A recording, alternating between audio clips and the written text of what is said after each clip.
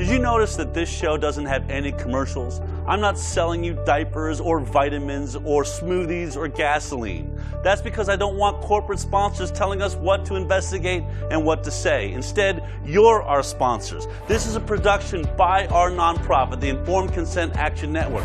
If you want more investigations, more hard-hitting news, if you want the truth, go to ICanDecide.org and donate now.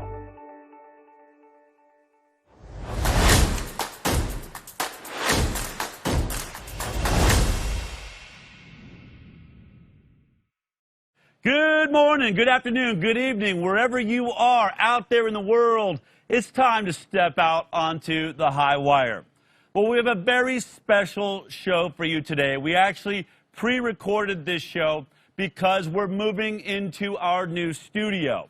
Now, the reason we're moving is because, though we haven't told you, it's quite hot in this studio. You see, when my entire staff moved down to Texas from California, we had to keep the show rolling, and so we rented a warehouse. This warehouse has two tiny little rooms that have air conditioning that we all sit in and meet together every single day, which has really proven that we get along, which is great. But the warehouse that the studio sits in has zero air conditioning.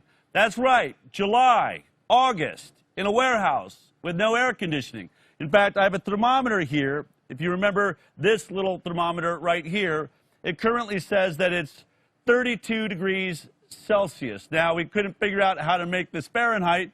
For those of you that want to know, here we go. I'm going to punch it in and convert it. That means it's currently 89.6 degrees right now in the studio. I'm not making this up.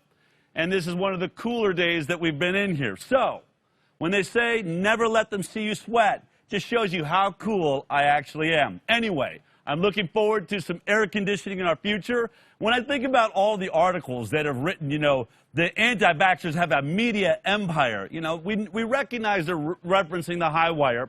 And just so you know, we make sure that whatever we have, whatever types of funds we have to work with, that it goes into the way the show looks, that it comes up at the highest level. You now know that none of the money was invested into making me comfortable. One of the hottest days we had happened to be when I was in the debate with Alan Dershowitz. Here is how we handled that day, which was peaking out at nearly 100 degrees in here, dry ice on the floor, a fan blowing up.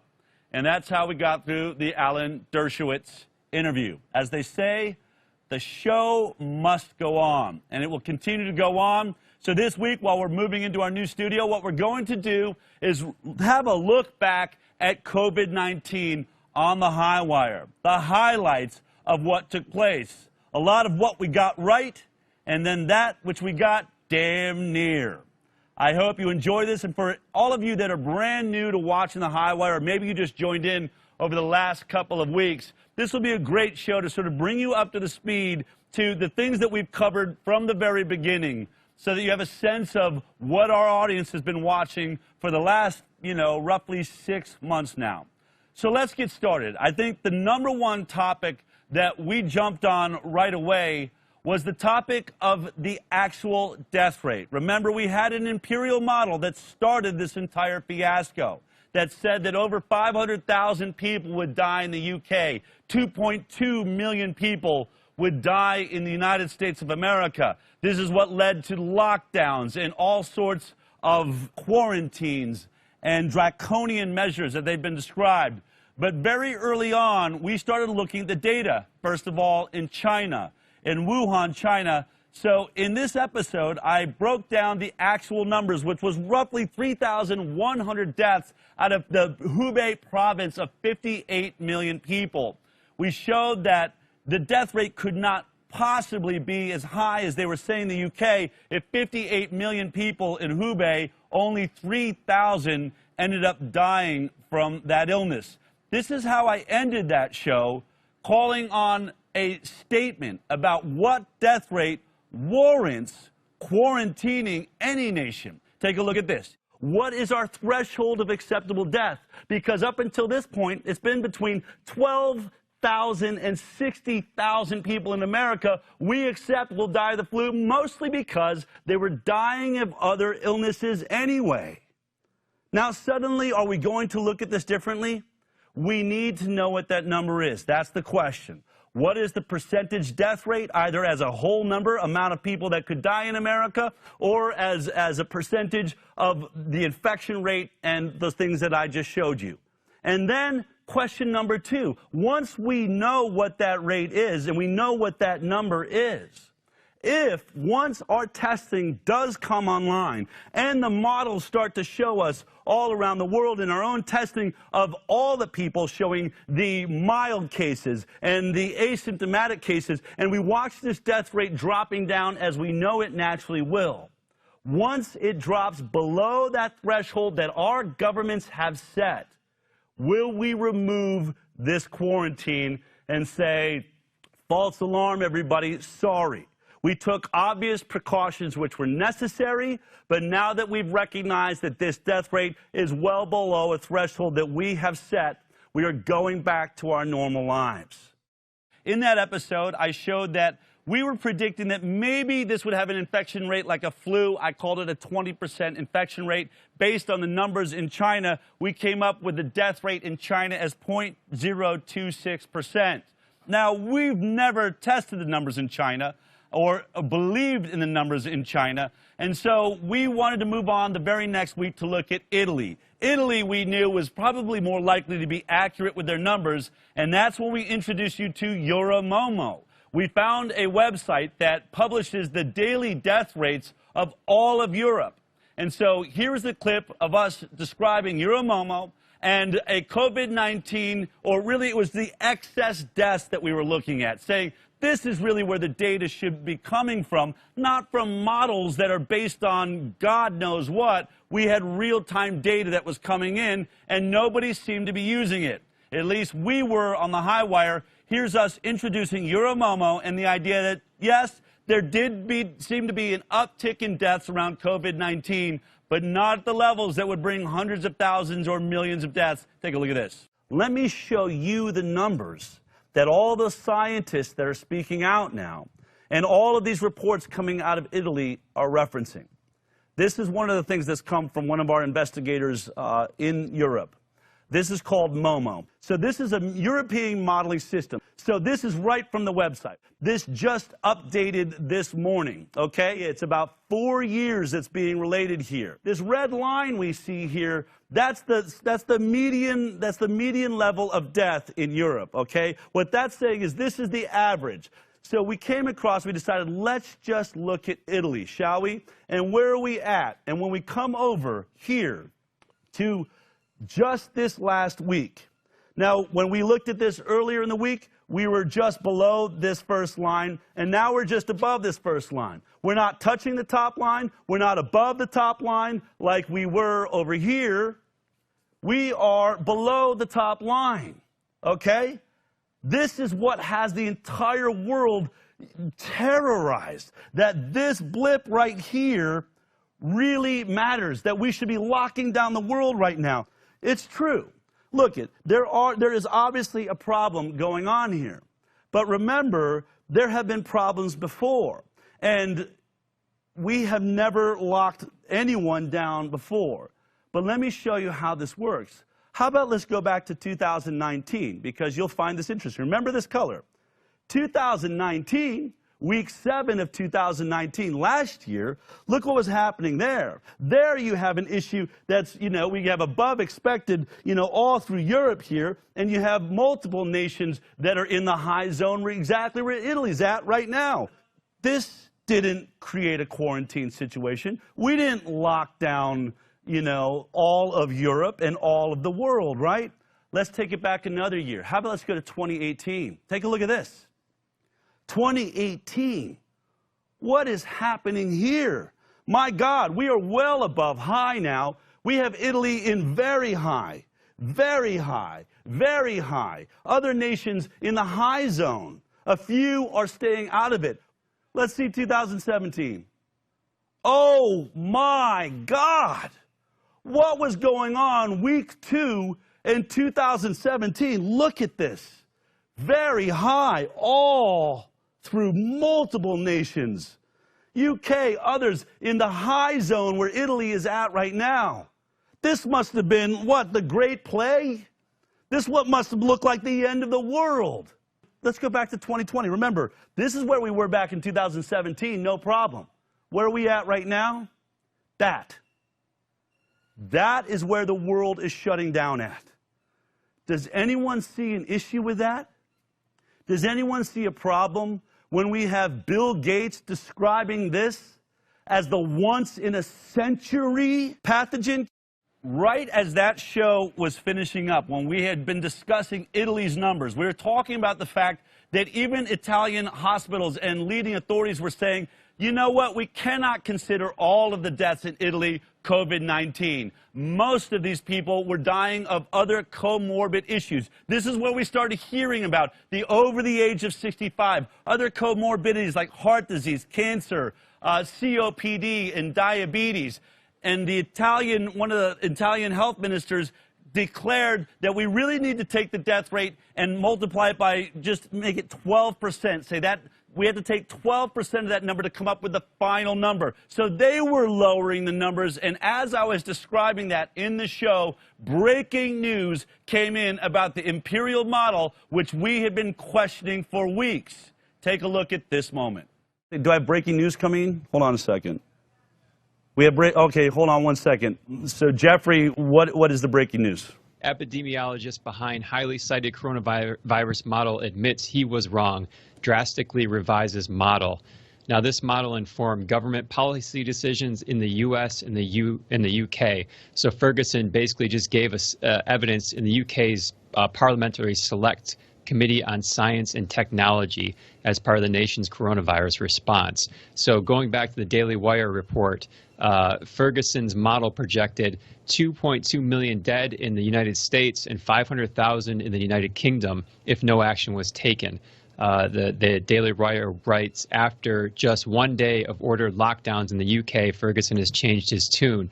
Now the epidemiologist predicts hospitals will be just fine taking on COVID-19 patients and estimates 20,000. So we have 500,000 goes to 20,000, more than half of whom would have died by the end of the year in any case because they were so old and sick. One of the lead scientists has been telling us that this dire outcome is now absolutely shifting his tune. 20,000, I am sure it relates to the numbers we are used to in America. That makes this no worse than any other flu, which means, should we all be jumping up and down? I feel like people should be charging out in the streets and screaming, hooray, it's over, it's over. This thing really was either a hoax or a fraud or one of the biggest mistakes the medical establishment has ever made.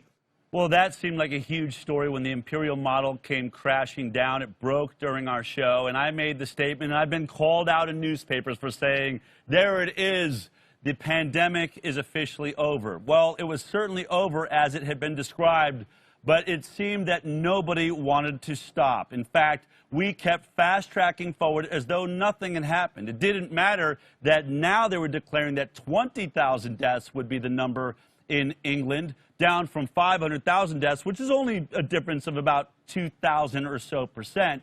A 2,000% change in the projected numbers did not slow us down at all. And as I had said at the beginning of the discussion about the numbers and the death rate when we're looking at China, if we don't determine what death rate warrants a quarantine, then we are at risk of being in quarantine perpetually, which is what we now see ourselves in. And remember, all the way back then, we weren't even wearing masks yet. All right, on to the next topic that we take a lot of pride in. We were one of the first people to discuss hydroxychloroquine. What's ironic about this story is many of you, or many of the people out there in the articles written about me, claim that I'm anti-pharma, that I'm anti-vaccine. You know there's a lot more nuance to these conversations, but let's take them at their word. What's ironic about hydroxychloroquine was was an instance where I was actually promoting a pharmaceutical product called hydroxychloroquine. And then and only then did I actually lose my YouTube channel. So the anti-pharma guy loses his channel when he becomes pro-pharmaceutical product. Weird, but that's the world we live in. How did this story start? It started back in March when we discovered a French virologist, a world-renowned virologist named Dr. Didier Raoult. And this is what he was saying all the way back in the beginning of March. Let's go ahead and talk about a drug. This is really super interesting. Here is a scientist out of France. His name is Didier Raoult. Look at what he said in this video. 500 milligrams of chloroquine per day during 10 days brings a spectacular improvement and is recommended for all clinical cases that tested positive for coronaviruses. He says actually from all respiratory infections is probably the easiest to treat. There is really no reason to get excited and to rush to produce a vaccine.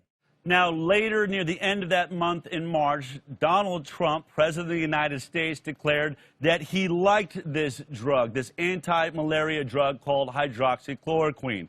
Well, we all watched all of the media descend upon him and attack him. We watched Tony Fauci step away and say, I'm not so sure about hydroxychloroquine. It seems random. There's no studies on it. And there seemed to be this rift in the White House. That issue has become more and more political as it went along. But then in the middle of April, we stumbled upon a study that blew our minds. A study from all the way back in 2005 when the National Institute of Health, where Dr. Tony Fauci was working, they did a study of hydroxychloroquine and the SARS coronavirus. Here is us breaking that story in April.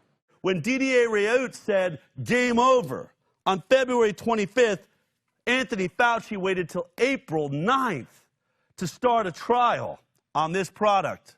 If you take this scale and you bring it all the way back and back and back and back, continuing back, what we find all the way back here in 2005, the NIH, where Anthony Fauci has worked since the 1980s, funded a hydroxychloroquine study that looked at its use on SARS coronavirus. It says, chloroquine is effective in preventing the spread of SARS-CoV in cell culture. Favorable inhibition of virus spread was observed when the cells were either treated with chloroquine prior to or after SARS-CoV infection. You see, this was known. When Anthony Fauci said we were wondering about the harms of mitigation like locking people down, what if you didn't have to lock down anyone? Had you done studies over the last several years or right at that moment? Let's look back at chloroquine. And to this date, right now, there is no treatment, no chloroquine, no remdesivir, nothing being used as the protocol in the United States of America. And I think that is egregious. I think it's dangerous. And when we look at timing, it's perhaps one of the most shocking stories that we will continue to cover. How long will it take to get to a treatment? That is the question. Well, just like a good poker hand or a good blackjack hand, we have continued to double down, triple down, quadruple down on our assurance with hydroxychloroquine.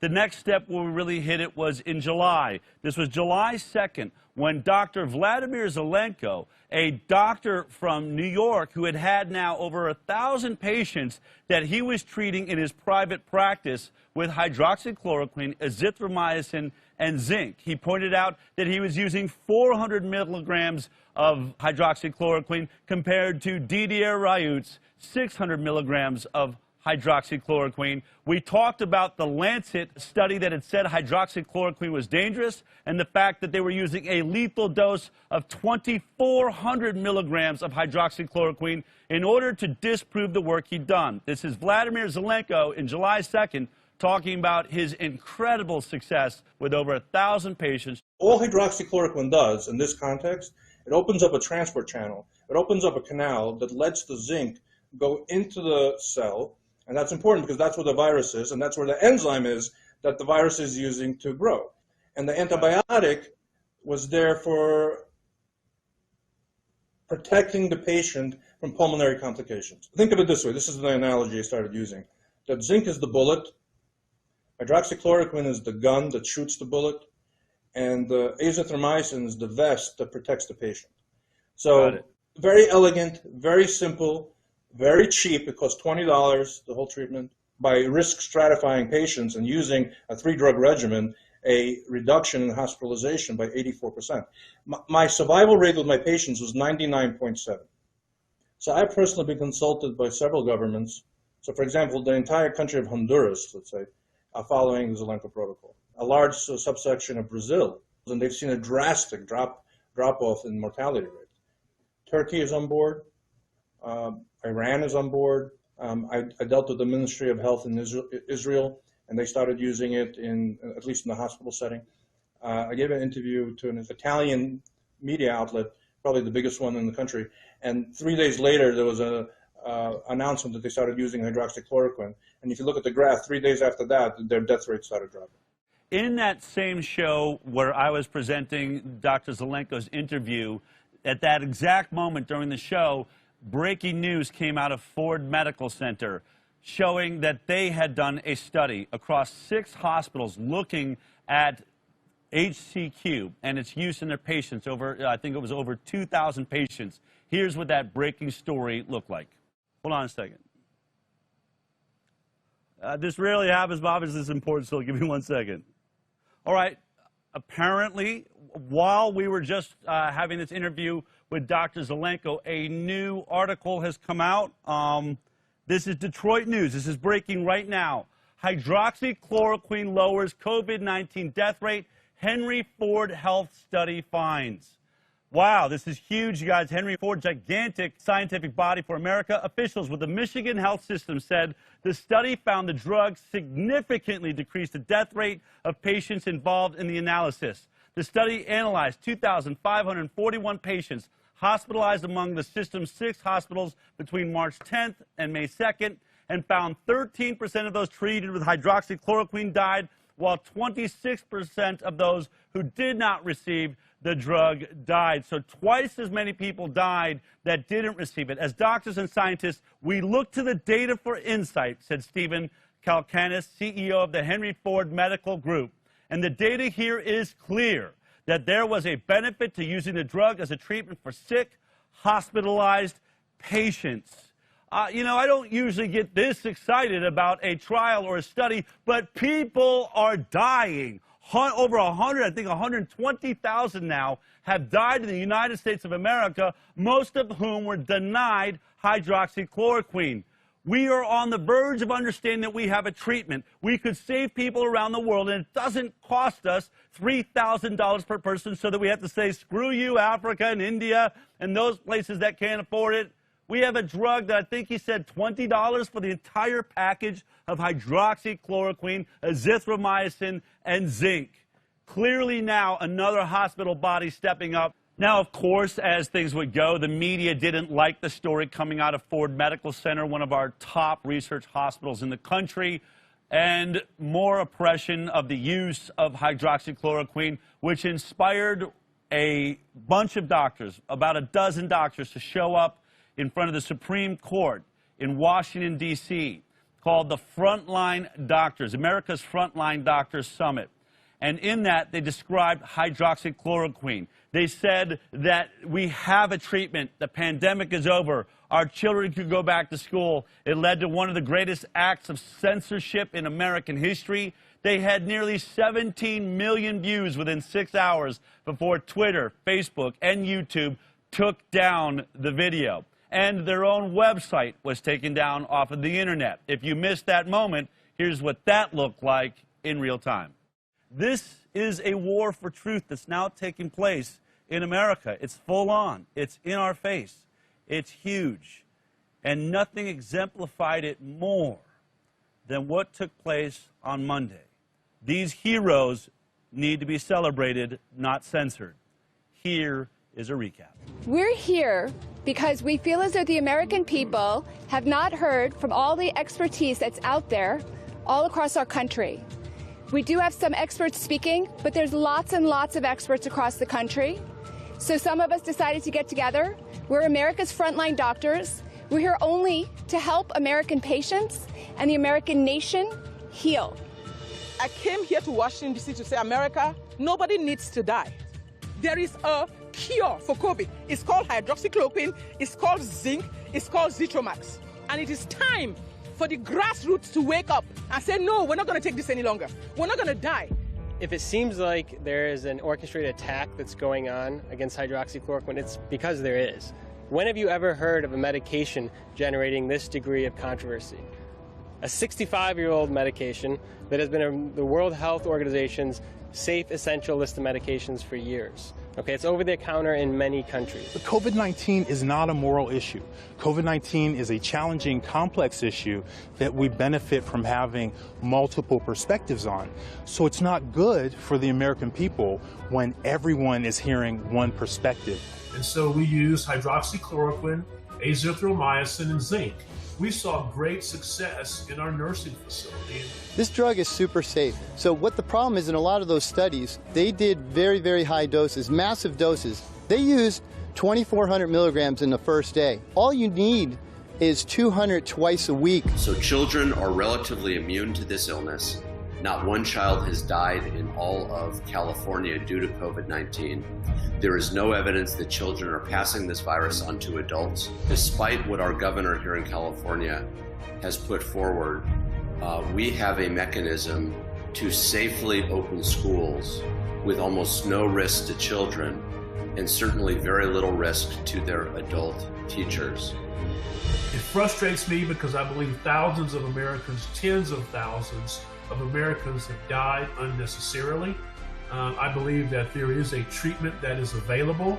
I believe that there is lots that we can do as a medical community to push this forward. I think in a lot of ways the medical community has not been forceful enough.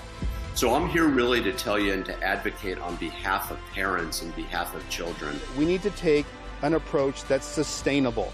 A sustainable approach is slowing things down, opening up schools, opening up businesses, and then we can allow the people to have their independence and their personal responsibility to choose to wear masks and socially distance, as opposed to putting edicts on them, kind of controlling them. Let's empower them with data and let them study what other countries have done and make their own decision. Well, as fate would have it, the same week that the frontline doctors were taken off the internet, we lost our YouTube channel 2 days later on a Wednesday, right before our Thursday show. But that doesn't matter because the story continues. And on August 20th, we broke the news through another source. Sky News in Australia was talking about a brilliant discovery in Switzerland. This maybe is some of the best evidence yet at the success of hydroxychloroquine. Take a look at this. Watch this amazing report coming out of Australia just this last week. The consequences of suddenly stopping hydroxychloroquine can be seen by examining the case fatality ratio index for Switzerland. It can be seen that during the weeks preceding the ban on hydroxychloroquine, the index fluctuated between 3 and 5%. But after stopping outpatient hydroxychloroquine use, the country's COVID-19 deaths increased 4 times to the highest level it had been since the pandemic began, oscillating at over 10 to 15%. Then, when early outpatient hydroxychloroquine was reinstated on June the 11th, the fourfold wave of excess lethality rapidly returned back to where it was.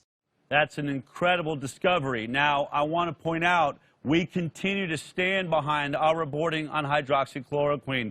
There's over 78 studies worldwide now showing its effectiveness and also its safety rating. Now, of course, this is a drug that has been safe for 65 years, used, for malaria, but also other off-label usages like lupus. Let's be clear. When the President of the United States, Donald Trump, declared he liked hydroxychloroquine, that was mid-March. In mid-March, when he said that, there was 182 deaths from COVID-19. We are now approaching 200,000 deaths.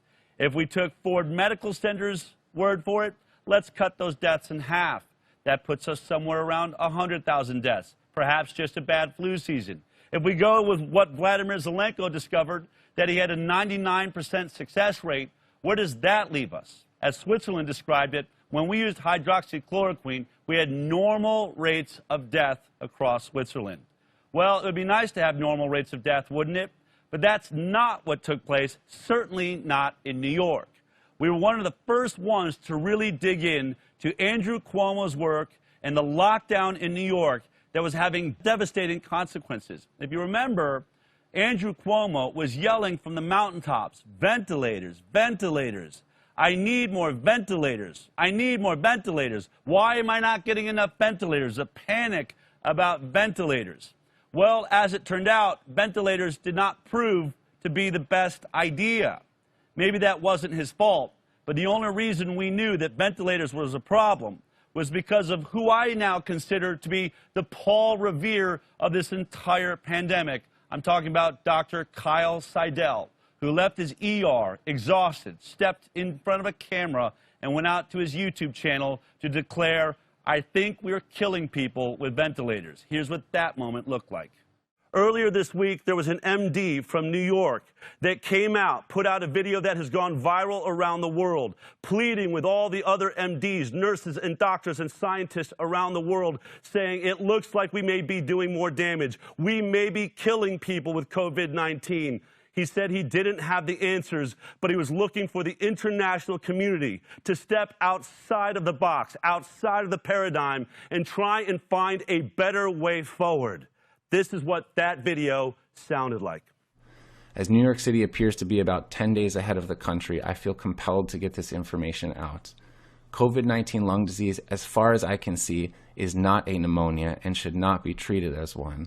Rather, it appears as some kind of viral-induced disease, most resembling high-altitude sickness. It is as if tens of thousands of my fellow New Yorkers are on a plane at 30,000 feet and the cabin pressure is slowly being let out. These patients are slowly being starved of oxygen.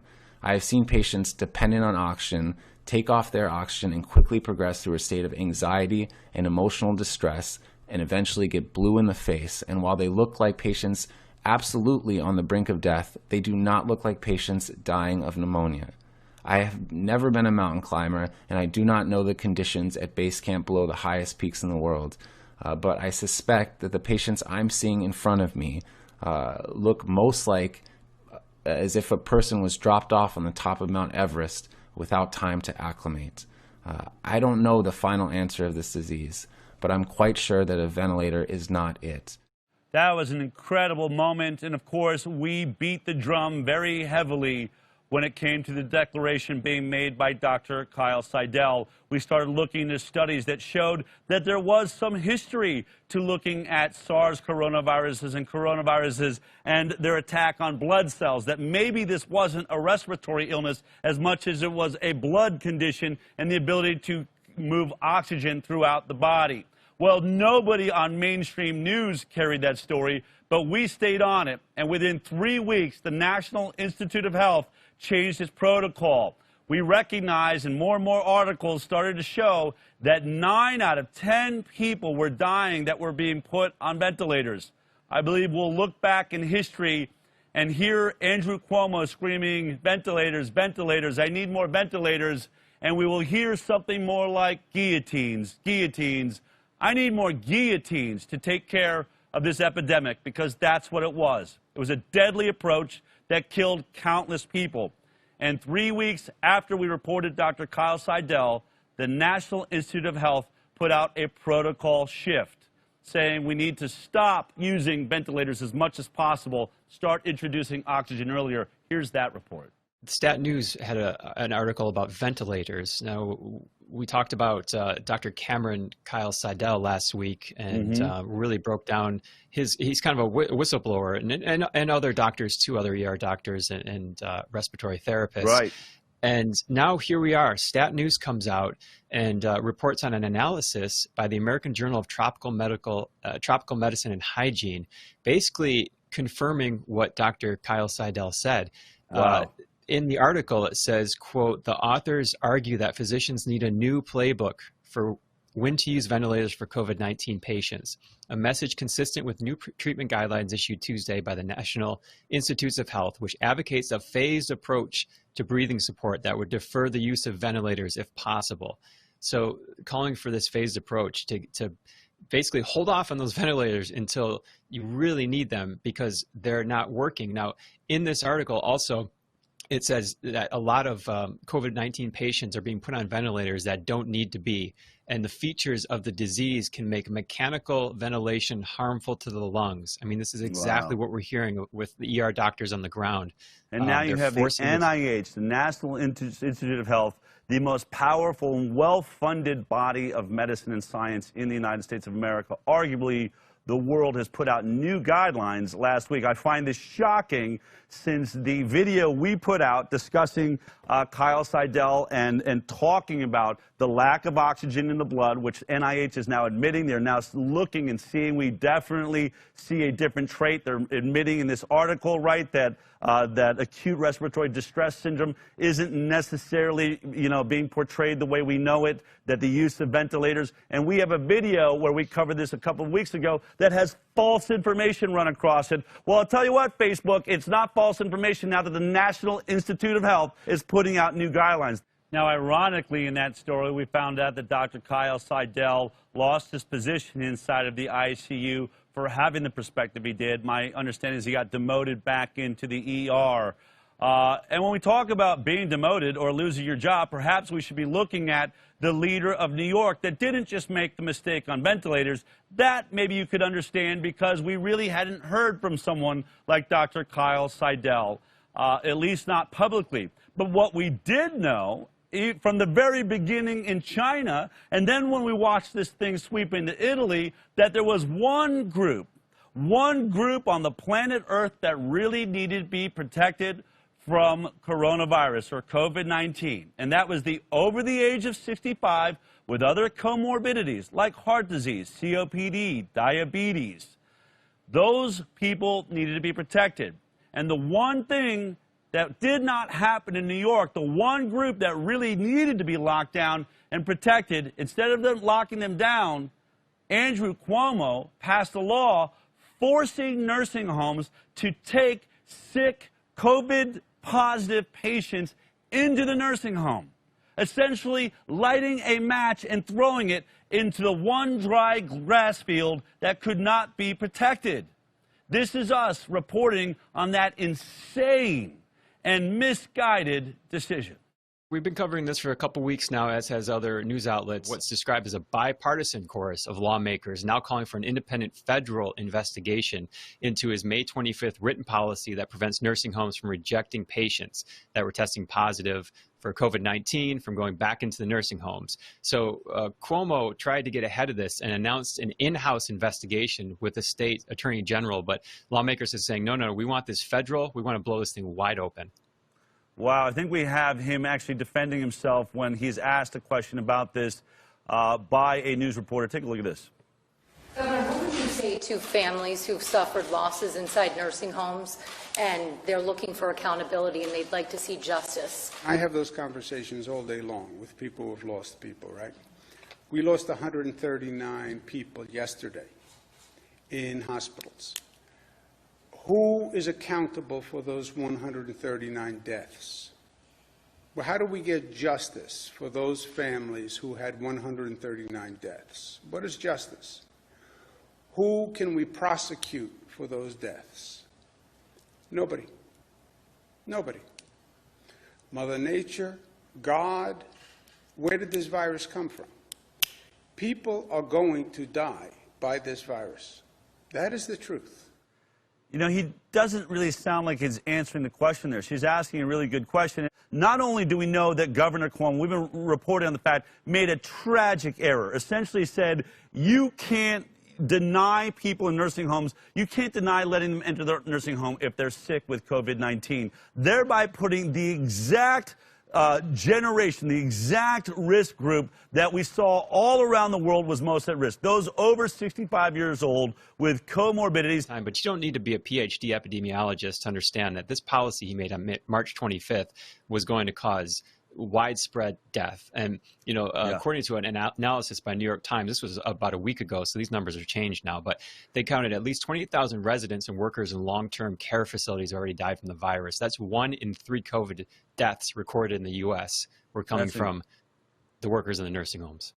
And as I sit here speaking right now, more and more people and newspapers and government agencies and even Rand Paul calling for an investigation into what took place in New York, and some going as far as Rand Paul is calling for the impeachment of Andrew Cuomo. It is a disaster in New York. Some people, even Tony Fauci, said it was an example of how things should be done. I think New York will go down as one of the greatest tragic mistakes in world history, and certainly one of the worst handled states in the entire COVID pandemic. Now let's move on to the next story that we broke before everybody else did. The moment we found out that they were altering the death certificates that doctors and coroners use to decide the cause of death.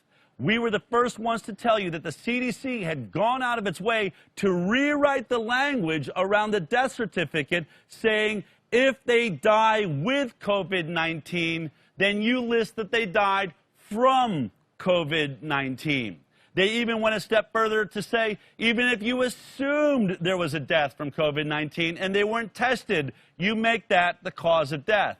All of this on the back of Italy, who discovered in their pandemic, really, if we looked at all the deaths we were calling COVID-19, 12% of those could be attributed to COVID-19. The others, the other 88%, you would have to say they died of their comorbidities. We didn't learn from Italy. In fact, we went the other direction. We attempted to bloat the death numbers as high as we could get them. Here is us proving that point on the alteration of the death certificate.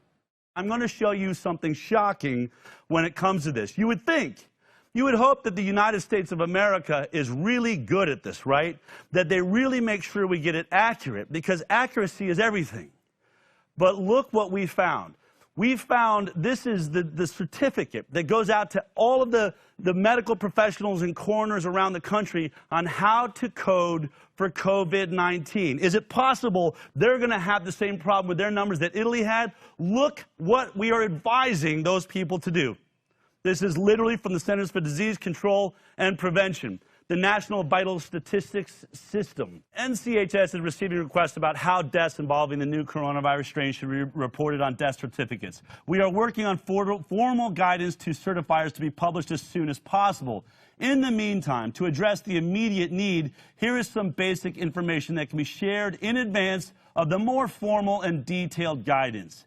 It is important to emphasize that coronavirus disease 2019, or COVID-19, should be reported on the death certificate for all decedents where the disease caused or is assumed to have caused or contributed to the death.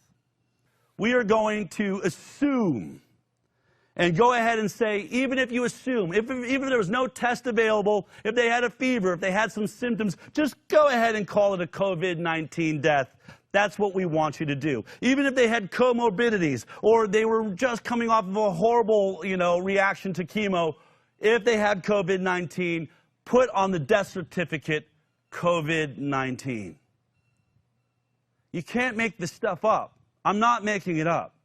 I'm doing the only thing I know how to do, which is to try and bring you the truth as we find it. This is what they are telling everyone in the country. Call it all COVID-19. Whether they died with it or died because of it, we do not care. Here we look at the death certificate. In part 1, you will see that's the top section here, and they tell you how to fill it out. So this patient, I'm imagining is an imaginary patient, had an acute respiratory distress syndrome for the last 2 days, so obviously they were going into a major problem. They also had pneumonia for 10 days, and they were diagnosed with having had COVID-19 or assumed to have had COVID-19, which is what they tell you, right? So put that in the top group, and what you're going to list this as is a COVID-19 death. Now, if they were suffering from something else like a heart disease or COPD, which they told you with an acute respiratory illness, put that in part 2.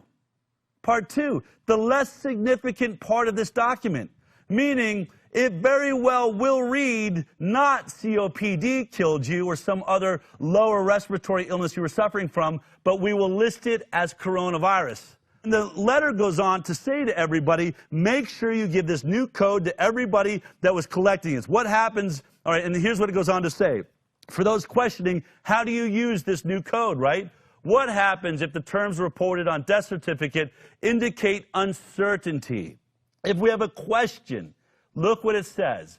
If the death certificate reports terms such as probable COVID-19 or likely COVID-19, these terms would be assigned the new ICD-9 code, meaning it doesn't matter if you were guessing at it. Doesn't matter if you just thought maybe it was COVID-19. Put in the ICD-9 code. And in case you're worried about backlash, look at this sentence. It is not likely that NCHS will follow up on these cases. What? It's almost like they're saying, you know, go ahead and call it COVID-19. We're trying to bump these numbers up a little bit. And don't worry, it is coming from us. Obviously, we can't say that. But what we're saying to you is, even if you think it's likely, even if you don't have a background, you don't have a test to prove it, and there's uncertainty, just put the code in there and don't worry about it. When you look at this entire letter, there are literally only 2 sentences that have been bolded in the entire letter. The top, new ICD-9 code introduced for COVID-19 deaths. Go all the way down, and there at the bottom, we want you to know, assumed to have caused or contributed to death. Use the code even if you're just assuming it's a COVID-19 death. Well, we broke the story about the death certificate, but a new player came out, another great warrior and hero, a doctor and a senator from Minnesota named Dr. Scott Jensen. This is Dr. Scott Jensen making his appeal on April 23rd. Scott, I've seen you on Fox News. I've seen you all over. You're a doctor. You're also involved in politics. We reported several weeks ago that it looks very much like the CDC is asking doctors and coroners or whoever fills out these forms to bloat the numbers. Go ahead and take it, make it all COVID-19. I had never seen something like that before. All of a sudden, I read this document from the Department of Health, and so then I went to the CDC document, and that flies completely in the face of the manual that CDC puts out as to how death certificates should be filled out. In the manual, it talks about specificity and precision, and all of a sudden, we're being told, well, if it's reasonable, if it's likely, if it's probable, or it's presumptive, go ahead and put that down. That was what caused me to raise this up the flagpole of people and say, hey, I've never been coached or told before that this is what I need to do. And so I checked with 50 to 75 physicians in Minnesota, and none of them could remember it either. We didn't have that happen in 2018 when we had 60 to 80,000 deaths from influenza. If I diagnosed pneumonia and I put that on the death certificate, nobody was telling me to put influenza on it as well if I happened to be in the middle of a flu epidemic. If I didn't test for it, if I didn't have an interest in testing for it, then I certainly shouldn't be putting it on the death certificate. Typically, death certificates are filled out based on causation. And now we're simply saying, well, you can just correlate it to what happens to be going around. And then if you start looking at the actual numbers of how dollars come into this, a typical garden variety pneumonia without complications for a Medicare patient will be about $5,000. If you have COVID-19 pneumonia, it's about $13,000. Wow. And if you use a ventilator, it's $39,000. And these numbers come straight from CMS.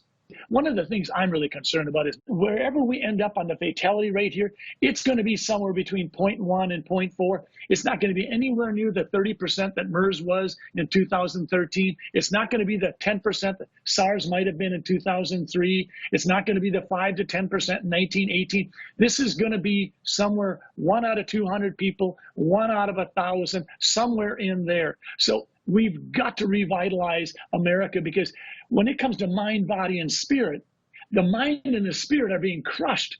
Now, you would think that a doctor like Dr. Scott Jensen, who was awarded just a couple of years ago with Best Family Doctor in Minnesota, and also a sitting senator, would be safe to tell the world the truth, but that didn't end up being the case. He came under medical review. He came onto our show to discuss the fact that he was speaking out against the board that was putting him under review. He was defending himself in public.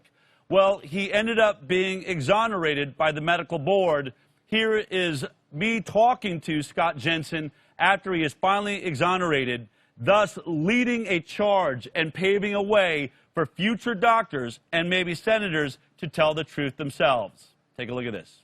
What's the update? What's happened since we last spoke with you? Well, thank you, Dell. On Monday, a couple of weeks ago, I received an email from the Board of Medical Practice indicating that they had completed their investigation and that they had dismissed both allegations. And in that email, they indicated I would be receiving an official letter, which I received a couple days ago. And basically, they did a thorough review of the situation. They looked at my response, and they dismissed both charges outright. And they never asked me to come down for an in-person meeting. I was gratified. Obviously, it was a burden on my shoulders. It feels like a weight being lifted. What do you see as the future for doctors that want to speak the truth under these outrageous circumstances? I think the decision I made on July 5th to release a video telling the world that I was being investigated was the right one. I think some 20 million people watched my video and reached out. Yeah. And honestly, the responses were so robust, I couldn't keep up with them. Yeah. And I'm hoping that through that and through the release of the documents that I utilized to respond, that other physicians like Dr. Simone Gold will be able to tap into those and say, okay, this is a logical template that we should be able to utilize. You know, we don't want them, the bureaucrats and the politicians and even the academic physician types, to be able to divide and conquer. We need to stay together with folks like you that are committed to getting the truth out, and to lots of other media sources that are willing to do this. I want to thank Scott Jensen for his bravery. He's paved the way, as I've said, for so many doctors and senators and people to come out and speak the truth. Now, I stand with Scott Jensen with a serious concern of whether we will ever be able to get a clear understanding of what happened here in the United States of America when our numbers are so totally skewed. What happens when you manufacture your death certificates to have incorrect information on them? What if we don't know if the person had heart disease? What if we don't know they had COPD? I mean, these are the types of things when we're collecting data.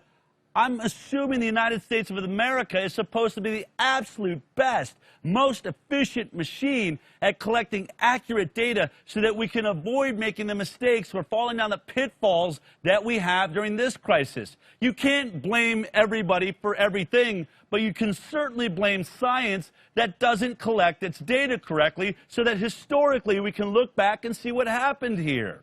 It's extremely, extremely disturbing, and it's led to, I think, overly bloated numbers. One day, hopefully, we'll find out who actually died of COVID-19.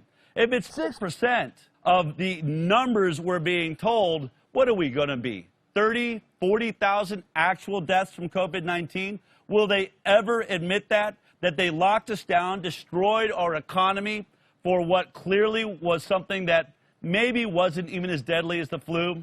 I doubt it. We may never know. Instead, we have the narrative that will be carried forward, some for people all the way to their graves, and for others, maybe if I have my way, maybe Tony Fauci will carry it all the way into prison when he's tried for crimes against humanity. We'll see how it all turns out.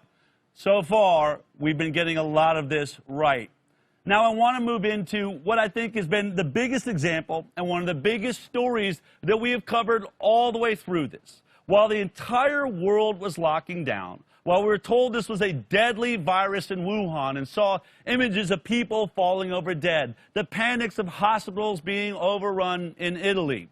And I was saying this all appears to be an agenda to push a vaccine on every single adult in the world, something I've predicted for many, many years. It didn't make sense. It seemed to me we were taking a common cold and treating it totally differently, panicking, lighting our hair on fire. Now, I might have been all alone in describing this as a cold or a flu.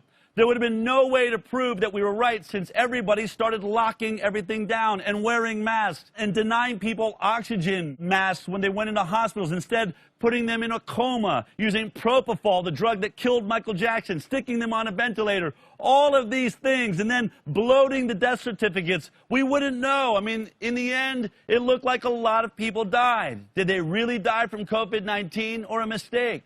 There would be no way to ever have a reference point or to know what the truth could have been had it not been for Sweden.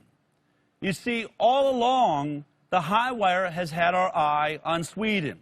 Sweden decided to do things differently than the rest of the world. Every headline says they used a novel approach to the COVID-19 pandemic, meaning they decided not to lock down. They did not mandate masks. They said that they put out that people should probably social distance, keep your distance. If you're old, stay at home, stay out of the way.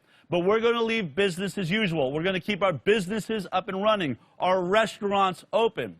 They call that a novel approach to the COVID-19 epidemic. The truth is they were using the same approach that the entire world used since the dawn of man until this year. Let the cold run its course, try to protect those that are actually at risk, and then let's see if we can get to herd immunity. This was our report from Sweden. One of the things that I think is frustrating a lot of people is Sweden. We decided to send out a couple of people that we met into the population to bring a video camera and give us a sense of what's going on in Sweden. Take a look at this.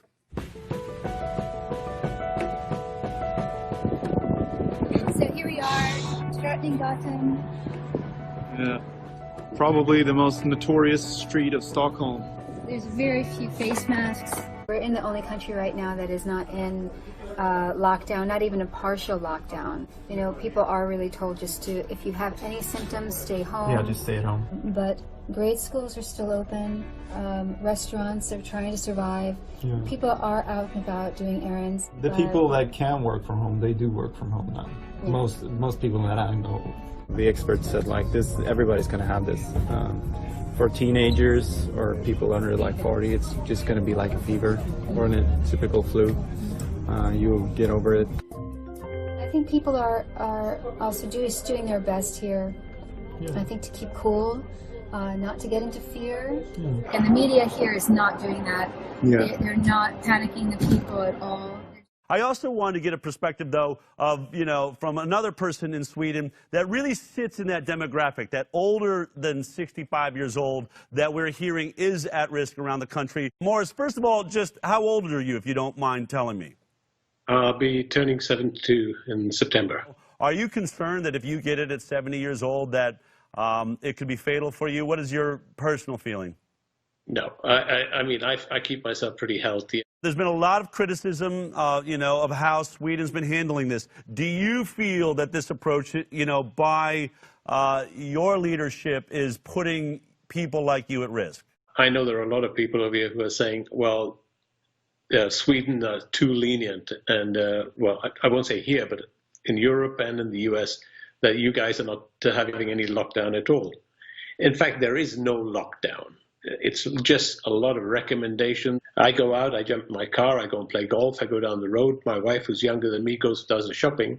So I avoid the supermarkets and that sort of thing. But apart from that, I don't feel restricted at all. You can't put a country on lockdown and, destroy economies and on a hope that, you have it or you don't have it when 1% are getting infected. The problem is not going to be how many deaths register from the virus.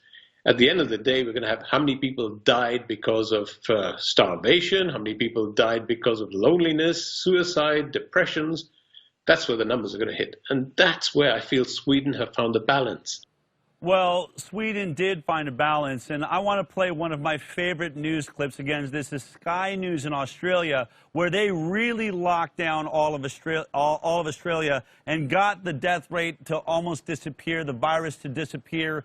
Here's a very interesting interview with one of the top scientists that was weighing in Sweden, helping with Sweden's decision to not lock down. I think that this interview covers the entire perspective. If you're brand new to this, this is the perspective to understand how natural immunity works. And when you try to hide from a virus, how long can you maintain it? That is the question that is being asked in this really brilliant interview. Take a look at this. You've been a strong critic of the idea of lockdowns. Sweden has avoided the sort of lockdowns that we're seeing here in Australia. Tell us your thoughts. Are lockdowns the correct way to go? You introduced me by saying that I would say that you got it all wrong. I don't think you got it all wrong, but you painted yourself into a corner, and I'm watching with interest how you and 100 other countries will climb out of the lockdown. Because I don't think any government that I know gave a minute's thought about how they would get out of the different lockdowns that are installed. Take a school closure, for example. If you close the schools, when are you going to open them? What's the criteria? I don't think anyone thought about that when the closure was decided on. Now, Johan, you said that you think the results are going to be similar across most countries, regardless of the approach they've taken. Can you take us through that? Seeing is a tsunami of a rather mild infection spreading around the globe. And I think there's very little chance to stop it by any measure we take. Most people will become infected by this, and most people won't even notice. We have data now from Sweden that shows that between 98 and 99% of the cases have had a very mild infection or didn't even realize they were infected. Wow. So we have this spread of this mild disease around the globe, and most of it is happening where we don't see it. It's among people that don't get very sick, spread it to someone else that doesn't get very sick. And what we're looking at is a thin layer at the top of people who do develop disease, an even thinner layer of people that go into intensive care, and an even thinner layer of people who die. But the real outbreak is happening where we don't see it. Now, here in Australia, we've done an incredibly good job suppressing it. I'm wondering, do you think we have done too good a job? Is it possible to do too good a job suppressing it in the early stages, such that then you don't ever wind up being able to take the foot off the brake, as it were, on your restrictions? But you may succeed, and New Zealand may also succeed. But I've been asking myself, when New Zealand or Australia has stamped out every case in the country, what do you do for the next 30 years? Will you close your borders completely, quarantine for everyone who's going to Australia or New Zealand? Because the disease will be out there. I don't know how you're going to handle that, but that's your problem. But you think that at the end of the day, they're all pretty much going to end up with the same fatalities, the same results, the same deaths, regardless of what measures they took. Explain that. Basically, I think that's the same. Because like I said, the real epidemic is invisible, and it's going on all the time around us. The other thing with the lockdown is when you open it, you will have more cases. So the countries who pride themselves in having few deaths now will get these deaths when they start lifting the lockdown. Now, you mentioned that the overwhelming majority of people who get this disease have no symptoms or very minimal symptoms. Do we even know the real fatality rate of coronavirus? And what is it? Well, it's around 0.1%. We were told it was 3% initially, 2%. Are you saying now if it's 0.1, that's pretty much the same fatality rate as the regular flu, isn't it? I think it's a bit higher, actually. I have said before in Sweden that this is like a severe influenza. I don't think that's completely true. It will be a bit more severe than influenza, but not maybe double, but not tenfold. Sorry, yes. Sorry, Professor, you've said the best policy, the correct policy would simply be to protect the old and the frail. Is that correct? Yes, and that's the Swedish model has sort of two pillars. One is only use measures that are evidence-based, and there are two that are evidence-based. And one is washing hands is good. We've known that for 150 years, since Semmelweis in Austria a long time ago. The other is social distancing. If you don't get too close to other people, they won't infect you. And the third may be trust people. People are not stupid. If you tell them what's good for them, they will do what you say. You don't need this soldiers in the street and police, and it's unnecessary. There's one video I could put into a time capsule to describe what happened here in the COVID-19 pandemic. That would be it. I hope you share that video with all of your friends because it covers the entire conversation and what our philosophy has been leading us to here at the Highwire. You see, what Johan Gisecki described, he said, I'm not saying it's wrong that you have stamped out the virus in Australia. I just believe you've painted yourself into a corner, and I don't know how you're going to get yourself out. He said, what are you going to do? Stay locked down for 30 years? Eventually, you've got to come out. Now, that was recorded all the way back in the middle of April. 4 months ago, that was stated. This is what I love about video. You can't take that video away. And Sweden can stand in the truth that they represented to the world. That video will live throughout time. They proved to be correct. As we've seen in the United States of America, in Texas, and other states that were locked down, when they finally opened up, the virus was waiting for them. It hadn't gone anywhere. A virus doesn't just naturally disappear. It has to run its course. So everywhere that was locked down, if they ever want to get back to work, when they open back up, they're going to have to catch this cold, as described by Johan, maybe a little bit more severe than your average flu or your average cold. But they handled it. And now, all of the reports, all of the headlines are showing that Sweden is one of the few places on Earth not going through a second wave of infection. How could they? Why would they? Everybody made themselves vulnerable and open to it that was healthy enough. They reached that herd immunity, it appears, and have now shown the world maybe we should have dealt with this cold the same way we have with every other coronavirus since the dawn of man. Sweden is the example, and no matter how bad Andrew Cuomo or Tony Fauci or Deborah Birx want to wipe that story off of the board, it will always be there, proving that much of what we've been saying on the Highwire has been correct. And luckily, they still stand as a reference point to say, see, that's how herd immunity works. Now, let's move on. Talking about herd immunity, the discussion really has to be how many people need to be infected to get to herd immunity. Now, we were told at the very beginning of this entire fiasco that this was a novel coronavirus, perhaps the most incorrect scientific statement ever made that drove one of the biggest mistakes and diabolical disasters in human and science history.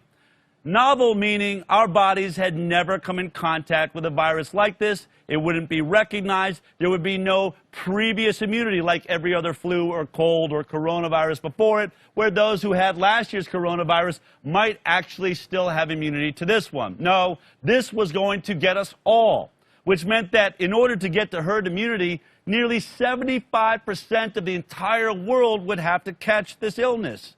Now, that's not impossible. And we were told that there was some vaccine that would be out there in the future to save us from this. And don't worry that we're destroying our economies and our jobs and everything else. Wait for that vaccine unicorn. We'll find it one day and it'll save us all. But what about herd immunity? Was it really going to take 75% or 80% of us catching this illness? Well, that's when the discussion of cross-reactive T cells began. We were one of the first ones to discuss this all the way back in May. This is me talking to Dr. Neuenschwander about a new discovery, perhaps an old discovery really, but the first time we were admitting it was happening now, cross-reactive T-cell immunity. Take a look at this. What if it has nothing to do with antibodies? What about that? You would almost think that that's a crazy thought. Like, is there something in our immune system outside of antibodies? There actually is. There's been articles coming out over the last week or so talking about T cells, the presence of SARS-CoV-2 reactive T cells in COVID-19 patients and healthy donors. Multiple articles. T cells may help COVID-19 patients and people never exposed to the virus. We're seeing that people are able to fight off the virus that never even saw it before. Now, this may play into asymptomatic carriers, but what we know is essentially what they've always known, that T cells are a massive part of your immunity, and it's something that we never, ever hear about. I want to bring out a very good friend of ours, Dr. James Neuenschwander, to discuss T cells. There are different types of T cells. There are T cells called T helper cells. The function of these is to help the B cells make antibodies. They're involved in the immune response. They can also call in the other types of T cells, which are cytotoxic T cells. These are more like commandos that will go after viruses all by themselves. You know, the trouble with antibodies is antibodies will work outside of the cell. So if you're dealing with a bacteria, then that's great. Bacteria are outside of cells. But these viruses are inside a cell. So when a virus enters a cell, that viral particle is going to be picked up usually by macrophages. These are another type of white blood cell. The macrophage will process that, put it on the surface, and I think that's what your video is showing here. It'll put it on the surface with a marker that says, hey, T cell, come on over here. And it'll bring in either a T helper cell or a cytotoxic T cell or even something called a killer cell. And it will bind with that receptor and it'll say, hey, T cell, killer cell, this is your target. Go get them, tiger. The T cell is then going to go start duplicating itself, start going after the target on its own if it's a cytotoxic T cell, or if it's a helper T cell, it'll induce those B cells to make more antibodies. So B cells can work on their own, but they do much, much better by getting support from the T helper cells. And then T helpers, I mean, you start subdividing these things. The basic subdivision with T helpers is you have Th1 and Th2 cells. So Th1 cells are the ones that call in the cellular immunity, those cytotoxic T cells. And then the Th2 cells are the ones that tell the B cells to make antibodies, and they're going to be involved in that antibody response. And so the balance between those two make a difference. And that's part of what was talking about in that paper.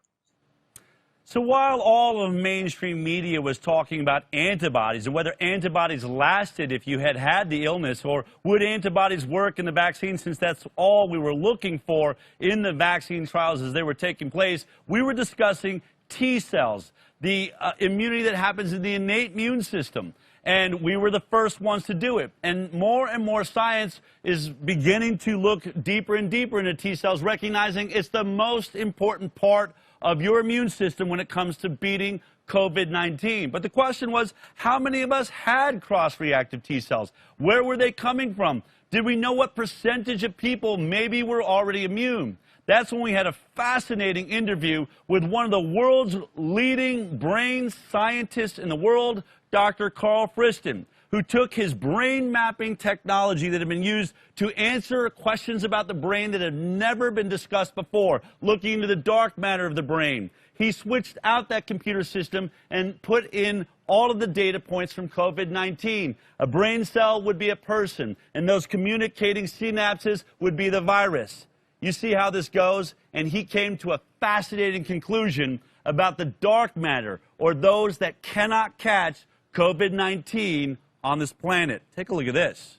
There's a lot of reporting now about how you've looked at the data of the COVID-19 pandemic and how you're coming to certain conclusions using, my understanding, the modeling you would normally use to map data points coming from the brain. Our skills in this instance were particularly pertinent because the problem that we deal with in the brain mapping and the neurosciences is understanding how populations are connected.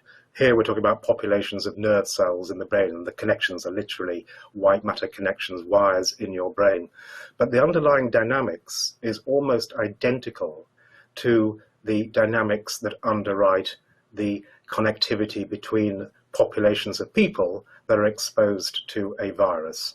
So the way that the virus spreads is very, very similar to the way that the information spreads from one part of the brain to another, or using the analogy of the epidemiology, the way that, say, an infected subpopulation in New York might connect or commute or transmit to, say, California. Can you explain what, in terms of COVID-19, what a non-susceptible is? If you believe that everybody is susceptible to the virus and can then communicate it to somebody else, then if you relax or unlock or relax social distancing prematurely, you're inviting then the virus to spread throughout this hitherto unaffected, non-susceptible population. If, on the other hand, you think there is what has been referred to in the media as an immunological dark matter out there, if a substantial number of people just are not in the game, they can't play the game of viral transmission, then you might want to focus much more on enriching the people you're isolating using a track and trace and isolate strategy, in the hope of effectively eliminating the carriers and the viruses completely. So it's a big question. If it is the case that there are a sufficient number of people out there who are not capable of transmitting the virus, then it certainly makes sense that the out here is going to be building up a sufficient degree of immunity in the subpopulation that can actually transmit the virus. You might want to certainly encourage them to get out there because they are resistant. They are going to dilute the number of people who are contagious. They will calm things down.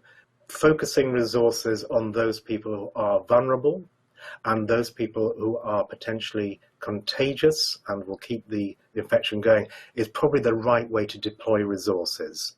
For Carl Friston, obviously these were data points. He said he was going to continue to look into it. But more and more and more science is coming out talking about T-cell immunity. Now the vaccines are going to have to start discussing, are they getting T-cell production? And all of these discussions are changing how we're talking about this. But the headlines are saying it appears that 60 to 80% of people around the world were already immune to COVID-19, which means our journey to herd immunity is much smaller than we thought it needed to be. Perhaps only 20% of us need to come in contact with this COVID-19 virus, which is what Sweden is describing. And when I look back, putting this show together all the way back to my discussion about the deaths in China, really in the beginning of April, I recognized that even then I predicted, what if we only need 20% of the population to catch this illness? Because that's what we think the flu is, that 20% of people in America get the flu, and every year that's when we reach our herd immunity. Ironically, months and months and months later, it appears that that 20% is about what we need for COVID-19 too. And we're right about there. Now, why are they trying to stop us? Why have we been locking down, wearing masks, doing everything we can to slow our journey towards herd immunity? Perhaps because I believe the agenda has always been about a vaccine.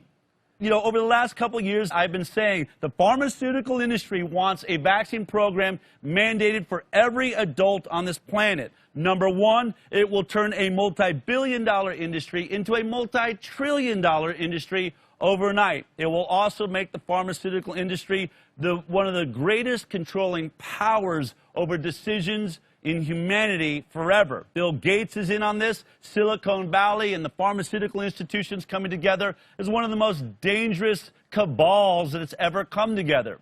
But at the heart of this was the vaccine. And we have been discussing what I called the vaccine unicorn. This is me talking about the vaccine unicorn.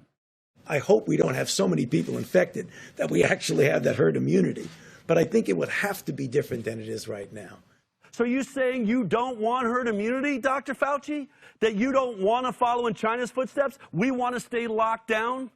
No, instead of hearing about getting out there, getting schools back online, doing what Sweden did, do what Austria is now showing that worked out in Denmark, that are all getting back online in China. No, we have this other approach, and you're trying to tell us it's the right way. But here's the problem. You're acting like there's a savior out there, like there's something supposed to work, that something instead of herd immunity. Why would we want to block herd immunity? Is it possible that we want a vaccine? Is that what this is all about? We should be and are and will be making a universal corona vaccine. Vaccines won't be ready overnight. They will take months. Probably 14, 15, 16 months. It is fair to say things won't go back to truly normal until we have a vaccine that we've gotten out to basically the entire world. I don't care how dreamy it is or special it is that you have an idea for a vaccine. Here's the point. There is no vaccine in existence, right? It does not exist. You can attack chloroquine and drugs that do exist, which makes no sense, but our salvation is in something that doesn't exist? I mean, think about that. The mythological beauty of this thing, this chance and hope that sits out there in the future is really a vaccine unicorn. That's what we're waiting for. Folks, this is not how science is done. Are we locked down for a mythological figure? We are. In fact, this is not only something that doesn't exist, it happens to be one of the most difficult vaccines ever attempted. When we started developing coronavirus vaccines and our colleagues, we noticed in laboratory animals that they started to show some of the same immune pathology that resembled what had happened 50 years earlier. So we said, oh my God, this is going to be problematic. In the animal trials, the animals got more sick. Many died, cytokine storms, a horrible reaction to the actual virus after it looked like the vaccine was perfectly safe. This is a serious problem. There's also another problem. Not only have most of scientists bailed out on making a coronavirus vaccine that we're now all waiting for, the vaccine unicorn, to show up, this is also the first ever mRNA vaccine using our RNA.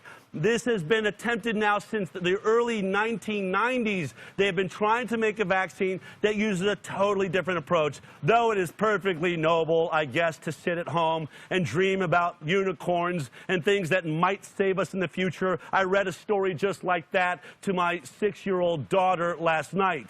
But that is not how science is done. That is not how you run world economies. It is certainly not how you handle the United States of America. We cannot wait for a unicorn.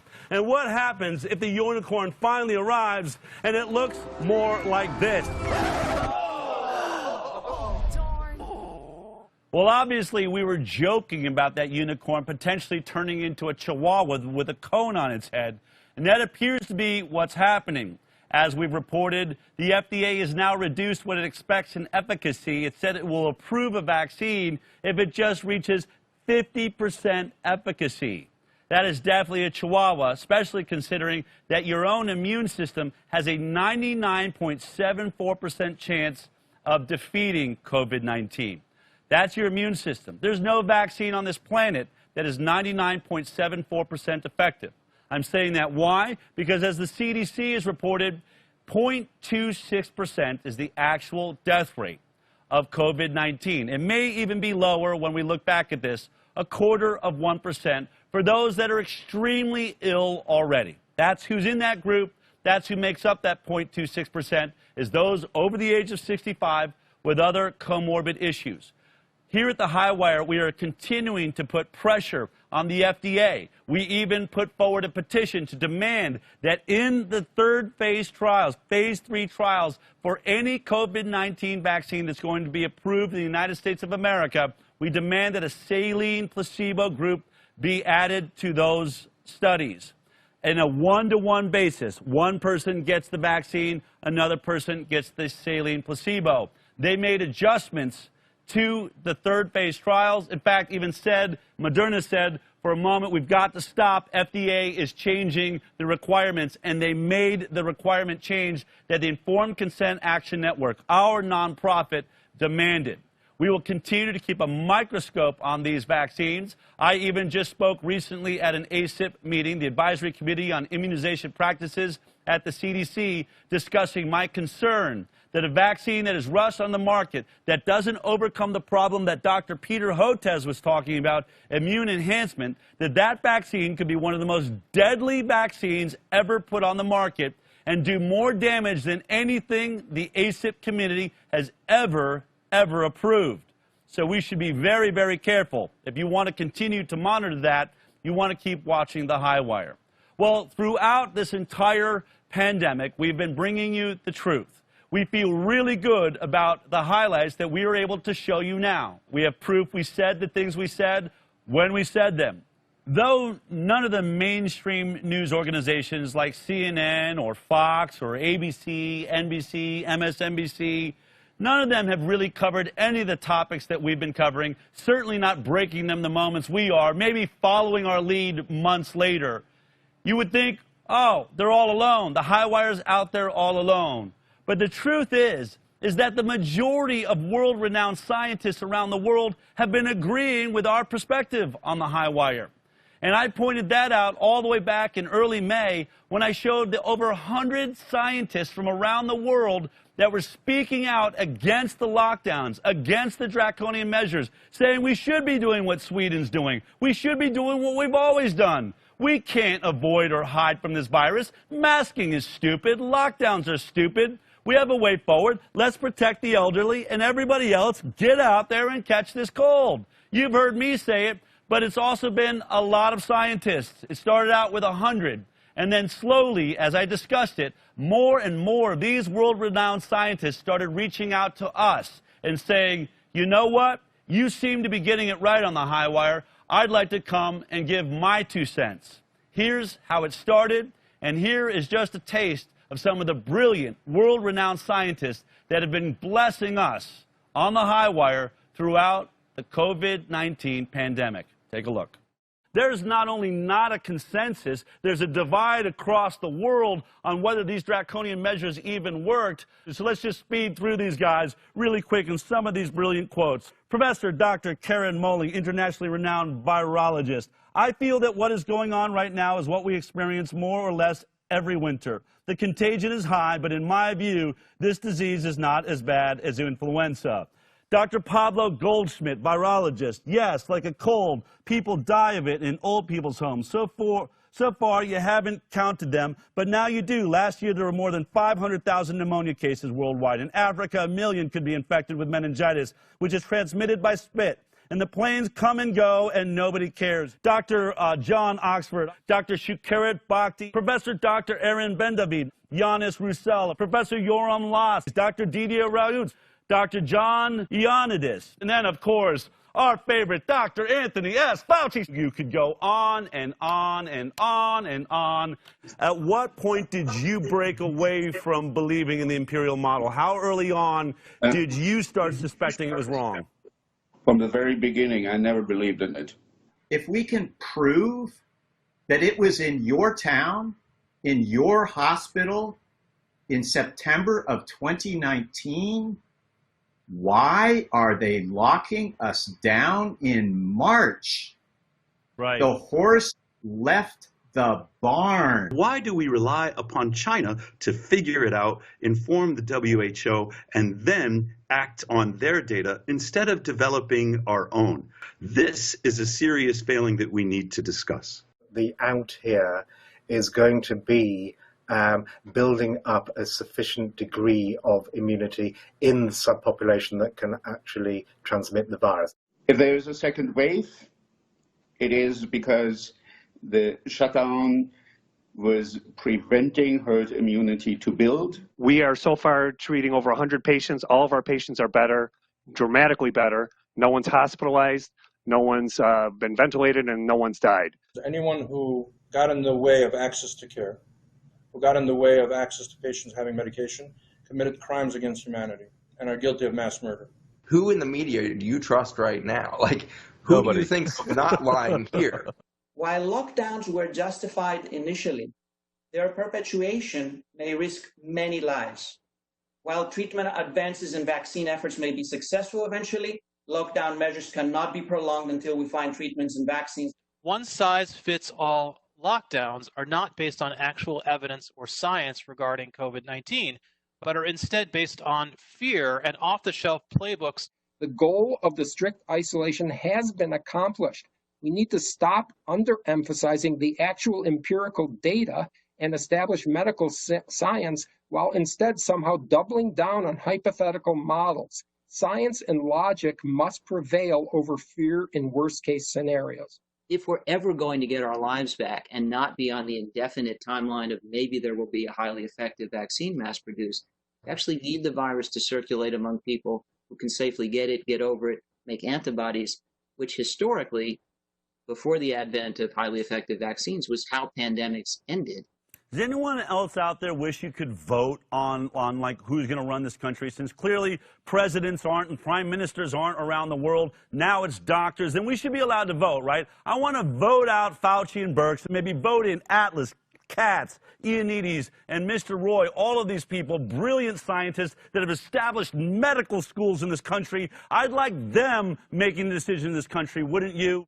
I joked that, you know, people always comment from your lips to God's ears, Del. Well, when it came to that request that somebody better be elected as a doctor into the White House, I said, well, it must have been my lips to Trump's ears because Trump has brought Dr. Scott Atlas, one of the doctors that I mentioned right there in my request, into the White House. Hopefully things get on a better course. Now, there are so many other clips and so many other discussions we've been having on the Highwire. That's just a taste of a lot of the things that we've gotten right throughout this experience. But I want to take a moment to thank you, first of all, for making all of this possible. As you know, many of the producers, including me on the show, came from CBS. I'm an Emmy Award-winning producer that wanted to do things differently. I didn't want to be controlled by our sponsors. I didn't want Pfizer or Sanofi Aventis or Pampers or Exxon telling me what I can and cannot say. The Highwire is a dream that continues to grow because of you. Because of your support, we have been able to make the show what we dreamed it would be, to hire international scientists from around the world that meet with us every week to discuss what's really going on, to bring forward data that nobody else is showing you. You are making all of that possible. If you're watching this show for the first time, or you're one of those people that's sitting there and saying, you know, I'd like to be involved, there's something I'd like to do, I feel like there's something I need to do to help change the world or make the world a better place, you have that opportunity. What we'd like you to do is start donating and contributing. Because of your contributions, we are moving to a better studio right now as we speak, which is why this has been a retrospective show. We're going to have new facilities and new employees as we expand to bring more and more science and news your way. If you want to help us out, all you have to do is go to ICanDecide.org. We're asking you to donate $20 for 2020. Be a recurring donor. Just like your Netflix, why don't you donate $20 a month? It's about the cost of what, 4 lattes? Either way, for $20 a month, not only do you get to help us make this great show, you also support our legal efforts, which have led to winning lawsuits against government health agencies, including the National Institute of Health, the FDA, the CDC, and Health and Human Services, along with all sorts of private lawsuits that are going on in New York and states all across this country to stop the removal of your rights when it comes to what's injected into your body. It's really nice looking back at this pandemic in the rearview mirror. I wish we were completely through this. I wish that scientists and doctors could really speak their piece. I wish that we had more intelligent reactions to what we now know about herd immunity, about Sweden, about the dangers of this vaccine, and the fact that it probably won't be here in time. I wish we knew more and were reacting to the fact that our suicides are off the charts, our depression and issues around this lockdown, the deaths caused from our sadness, our starvation, the destruction of our nation. I wish we were through it. But until we are, the Highwire is going to be here, bringing you the truth as we find it. We don't always get it exactly right. We'll be the first ones to correct it when we get it wrong. But lucky for us, we have an amazing team that you have made possible and supported so that we can continue to look back like this and say, you know what? We are making a difference. We are affecting this discussion. We all together, and I mean you, are the Informed Consent Action Network that I dreamed of when I named this nonprofit that name. Thank you for being a part of our network. Thank you for being a part of changing the world. And we'll be here next week in our brand new studio, the Highwire.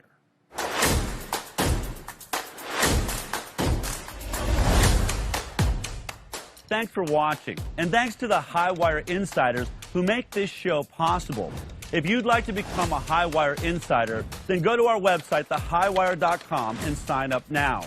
And please, share the show. We're on Facebook, Instagram, Twitter, BitChute, and now on Roku. Because knowledge is power, censorship is real, and we need all the help we can get.